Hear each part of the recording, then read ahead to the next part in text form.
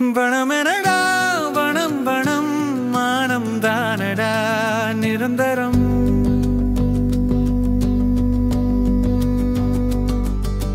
நீ பணத்தை தேடி ஓடுற, உன் துணை சுகத்தை தேடி ஓடுறா. இருவரும் ஒரு நாள் திரும்பி பார்க்கும்போது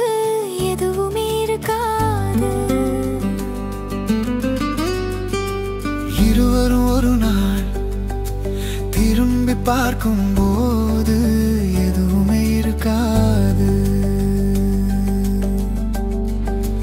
பணம் என்னடா பணம் பணம் மானம் தானடா நிரந்தரம்.